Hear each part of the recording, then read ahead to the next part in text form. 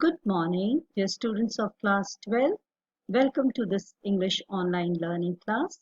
Today we are going to take up lesson 4 of your textbook Flamingo the Rat Trap. Before we take up the lesson, let us know a little bit about the author of this lesson, Selma Lagerlöf, 1858 to 1940, a Swedish writer. Stories have been translated into many languages. Universal theme runs around all the short stories, a belief that essential goodness in a human being can be awakened through understanding and love. This story is set amidst the mines of Sweden, rich in iron ore, and it also figures large in the history and legends of that country. The story is told somewhat in a manner of a fairy tale. Let us have a brief introduction of the chapter before we take up this lesson. The story starts off in Sweden and the time is the Industrial Revolution. During this time, many iron workers lost their jobs due to the coming up of machines, and then many others gained jobs working in factories. So it was a time of many changes. The main character of the story is one of the iron workers who lost his job to machines. Presently, he is traveling rat trap salesman. He sells rat trap. But this is not, however, a good living. It does not provide him a sufficient to meet his daily needs. One day he decides that life is a giant rat trap, and if you take the bait, you are caught. This idea strikes him, and that same night he stays the night at an elderly man's house, who allows him to stay because he needs shelter. So what happens next in his life? This is what we are going to read in this lesson, The Rat Trap. Once upon a time, there was a man who went around selling rat traps of wire. He made them himself at odd moments from the material he got by begging in the stores or at big farms. But even so, the business was not specially profitable, so he had to resort to both begging and petty thievery to keep body and soul together. So this man, because he was out of job, he resorted to selling rat traps. He became a rat trap seller, but this business did not provide him sufficient to make his both ends meet. And so he also never bothered to compromise with his principles, and he resorted to begging and even small robbing to keep his body and soul together.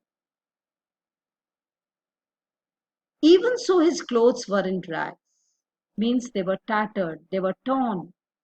His cheeks were sunken. He gave a very pitiable look, with cheeks sunken, malnutrition, and hunger gleamed in his eyes. You could see hunger in his eyes. So, a very pitiable picture is drawn by the writer of this man, the main protagonist of the story, the rat trap seller. No one can imagine how sad and monotonous life can appear to such a vagabond.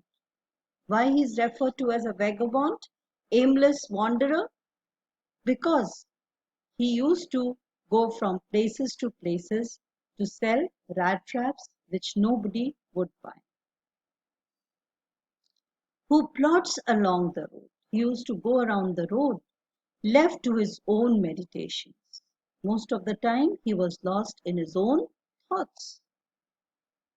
But one day this man had fallen into a line of thought. One day, a very different line of thought struck him, which really seemed to be entertaining. In this moment of sadness, pessimism, he tried to entertain himself with this thought, which gave him some relief. He had naturally been thinking of his rat traps when suddenly he was struck by the idea that the whole world about him, the whole world with its lands, seas, its cities and villages, was nothing but a big rat trap. He was a rat trap seller. He used to sell rat traps. Now he started comparing the world with all its riches as a big rat trap. Now, how this comparison is drawn? It had never existed for any other purpose than to set baits for people. It is setting baits to attract people, to lure people to fall in its trap, just like a rat trap, where baits are put in order to catch the rats. Similarly, the world is offering baits to people to fall in its trap. What baits? Riches, joys, shelter, food, heat, and clothing. So these are the things which world is offering for people to fall in its trap. The worldly possessions. Exactly as the rat trap offered cheese and pork, and as soon as anyone let himself be tempted to touch the bait, it closed on him, and then everything came to an end. The same mechanism in which rat trap works, offering cheese and pork as bait to catch rats. Similarly, the world is offering worldly possessions to man to fall in its trap. And then when any person gets tempted, gets lured by these trap baits, he is trapped, and that is his end. The world had, of course, never been kind to him.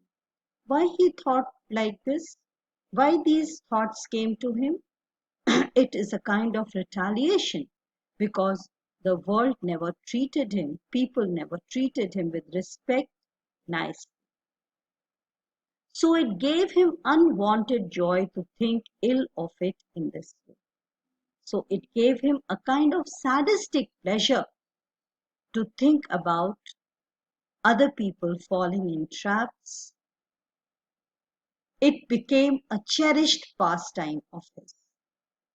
And thinking about this, he used to derive lot of pleasure during many dreary ploddings while he was just going about selling rat traps which nobody bought. Life was a great struggle for him, and as mentioned in the first paragraph, he used to even compromise with his principles and indulge in robbing, begging. To think of people he knew who had let themselves been caught in the dangerous snare, and of others who were still circling around the bait. So he derived pleasure seeing other people's falling in traps, and others waiting to be falling in traps. As for him, he was quite secure because he had nothing. So he derived pleasure in seeing other people falling in traps and getting finished. One dark evening, as he was trudging along the road, he caught sight of the little grey cottage by the roadside, and he knocked on the door to ask shelter for the night. So one evening, as he was walking along the road, it became quite late, and so he decided to take some shelter. He knocked on the door asking for shelter, nor was he refused. He never expected that he would be given shelter. But To his surprise, he was not even refused. Instead of the sour faces which ordinarily met him, the owner was an old man without wife or child, was happy to get someone to talk to him in his loneliness. Surprisingly, the person who opened the door was an old man, and he was lonely, without wife or children, and he was too happy to receive him as guest for the night. Immediately he put the porridge pot on the fire like a perfect host. He uh, tried to make him comfortable by giving him meal, not only shelter. He had only asked for shelter, but he was provided with meal also, and gave him supper, the night meal, the last meal of the day. Then he carved off such a big slice for his tobacco roll that it was enough both for the stranger's pipe and his own. So he also shared with him his tobacco. Finally, he got out an old pack of cards and played majolis with the guest until bedtime.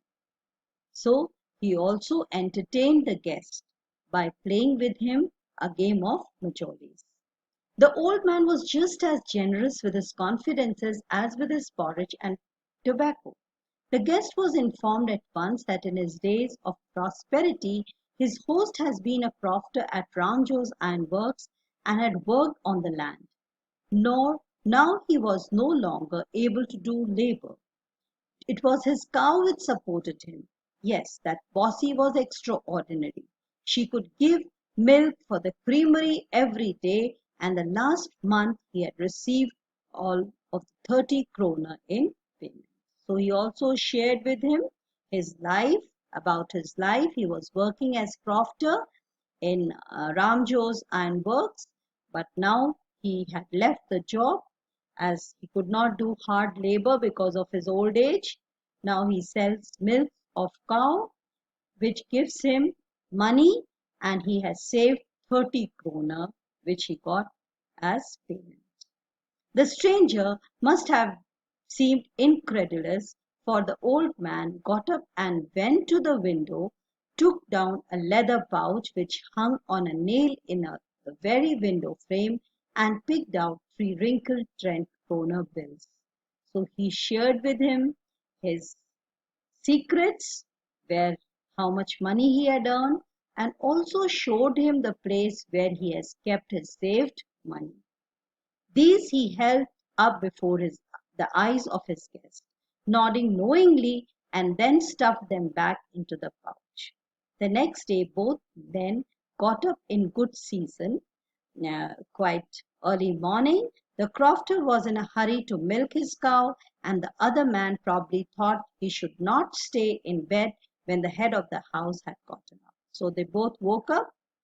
Um, They left the cottage at the same time. The crofter locked the door, put the key in his pocket. The man with the rat trap said goodbye and thank you, and thereupon each went his own way. So they left, crofter for his work and the rat trap his own way. But half an hour later, the rat trap peddler stood again before the door. He did not try to get in, however. He only went up to the window, smashed a pane, and struck in his hand and got hold of the pouch with the 30 kroner. He exactly knew where the money was kept. And so he broke the window, smashed the window pane, and even got hurt. And then he got hold of the pouch and took out the 30 kroner. He took the money and thrust it into his own pocket. Then he hung the leather pouch very carefully back in its place and went away. So the crofter had trusted him by sharing his secrets, and the peddler had betrayed the trust of the crofter by stealing his money, the 30 kroners that he had saved. So we'll stop here for today and we'll continue with this lesson tomorrow. You are advised to read the text and come up with your doubts if any. Thank you. Take care.